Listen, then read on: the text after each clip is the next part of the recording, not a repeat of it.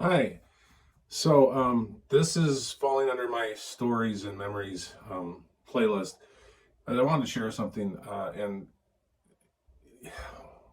when I share this, your mind either is going to go tilt or it's, well, mine did initially. Um, but now it's just a wonderful story that I can share. And it's about a miracle that happened. And that is, I call this the Harp Story. Um, for about 5.5 years, I would travel up to Long Lake on Wednesday nights, not every Wednesday, but almost every Wednesday. And with Nancy Santiago, who led praise and worship, we would do an hour and a half of Aliyah prayer for the Jews to return to Israel, because that's one of the end time events that will occur. And you can see it occurring right now, even. But all the nation of Israel will return to the nation of Israel, for that prophecy to come true when it says, and all will look upon the one whom they have pierced and mourn. That's the revelation that Yeshua is the Messiah. So anyways, when we would do prayer, we would read scripture, and it wasn't just us, it was Tomas, her husband, and Lee and Pam Hegestad, and my daughter would come as well. And sometimes there'd be more people. Sometimes it'd just be four, people. Anyways, I'm just trying to think of how to relate this. So Nancy had a harp, 27 strings. It was a beautiful instrument. Still has it. And then she would play guitar, and I would play guitar. And I think it was about maybe 4 years into it, we really kind of started discovering something that had been lost through history, and that is that the original tuning prior to World War II for most instruments was A432 hertz, not A440. In fact, Goebbels, the Nazi minister of propaganda, tried to get it to be switched to A440 because he said it was edgier. And he didn't get it taken care of. But a couple of years after World War II ended, some council in Europe voted officially to make concert pitch A440. All right. Whenever you listen to old records, like it from the 30s, those recordings, those original recordings of big bands and stuff, even into the 40s, it sounds old timey. I don't know how else to explain that. But I'm going to show it to you right now from the standpoint of tuning. This is A440 as an E. And this is A432, same note, but now tuned to 432 hertz. Doesn't sound like that much of a difference, but when I play them together, ow, right? I mean, that's nasty, okay? So you can imagine when we decided to tune our guitars to 432, she also had to tune the harp to 432. Otherwise, I couldn't play with her.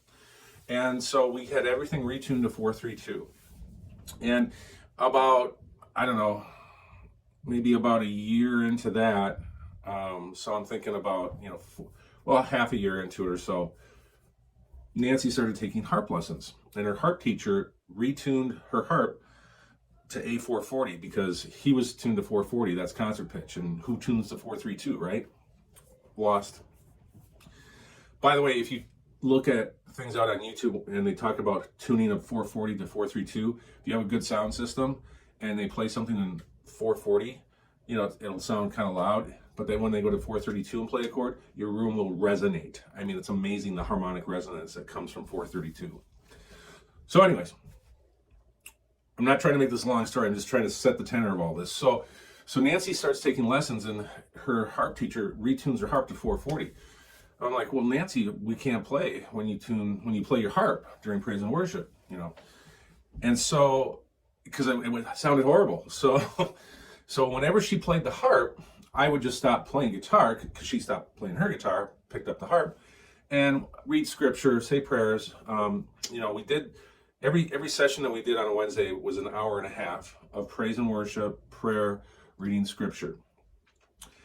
So I had to take down the original posting and input this into this harp story, because what ended up happening is Nancy gave me a call because she saw me post this and said, "No, Phil, that's not exactly what happened. So I had some facts wrong. Here's what I had wrong. That her teacher tuned it to 440. Her teacher did not tune it to 440. Nancy tuned it to 444, okay? Even farther away from 432. 444 is called the key of David, all right? And I'm not going to go into all the details on that. I just want you to hear this, okay? So here is the note of E tuned to 444. Here's the note of E tuned to 432. Listen to that. Ah, man, that bites. Now you know why I couldn't play with her. And she tuned it to 444 for a specific reason. So this is even more dramatic. I didn't know this, but isn't that cool? So this is an insert I'm putting in, and just to update the harp story. All right. And about 10 months later, 10 and a half months later, it's a Wednesday, and she picks up the harp and she starts playing it, and I'm just led to play with her. My ear just says, and I'm told to play with her. So I started playing with her, and this spontaneous song, I wish we would have recorded it. It's up in the heavens now, but this spontaneous song came out, and it was absolutely beautiful, and everyone in the room was weeping. Okay, I mean, it was intense, and it was just gorgeous. And so then we had about maybe, I don't know, 15 minutes left of praise and worship, and we did that. We did a couple extra songs. She picked up her guitar again and read some scripture, and then we stopped. And of course, we don't just say, okay, and then split. We'll talk for a little while and talk about what we've been given and what the blessings that happened during that time of praise and worship. So after we're done, I turned to Nancy and I said, Nancy, when did you retune the harp? And she looks at me and she says, I didn't. Like, what do you mean you didn't? She goes, Phil, I haven't touched it. What? I mean, seriously, 27 strings, all retuned, a physical manifestation, a miracle from God coming down and retuning that harp to 432. My brain was on tilt for a week. I mean, longer than that. And I started sharing this story because it's all God. This isn't anything that we do. This is all Him. And it's all for His glory. Have you ever heard of anything like that? I haven't. I mean, I read things in the Bible that sound crazy, but I know they were true. I know God split the sea and the Israelites went through it and crushed Pharaoh and his Egyptian army in the sea. I know that's a truth. I know that happened, but I've never seen anything dramatic like that. I mean, I've been healed. I've had healings in my life. I've had other miracles, which I'll share. Nancy said, hey, well, let's do this. Let's go through each one of the strings. So I'm in 432. A harp is now in 432. And we went through every single note that was on that harp, every 27 strings, perfectly in tune with 432. No longer in 440.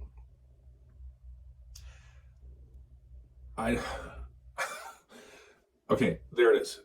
You make of it what you will. If you're a believer, it's not an issue for you because you know that God does things and He has done things and will continue to do things that will mystify and astound even us as believers because we're not God. We're just His servants. But if we're willing and we are His servants, He'll show up in ways that He shows up when He wants to show up. He's God. He is sovereign. Him alone. No one can say and do anything against God or think they are a God. It's ridiculous. There is only one God. It's the God of Abraham, Isaac, and Jacob. That's it. And He will come back and rule a millennial kingdom. So I just wanted to share that with you. If you're not a believer, how do you explain it? You'd have to say that Nancy, a worship leader that I've worshiped with for over 20 years, is lying. And she isn't. That's ridiculous. We were all astounded. She was astounded. A joy came over me. I was just like, wow. And later in the week, I was just kind of walking around the house and praying at times. And I could hear him say, because I had the harp on my mind, I heard him say to me clear as a bell, see what I did there? What do you think of that? Pretty cool, huh? Yeah, you like that? I was just like, yeah. Amazing. Simply amazing. And there's a true miracle and a true story and something I wanted to share. So be blessed, be humble. Take care.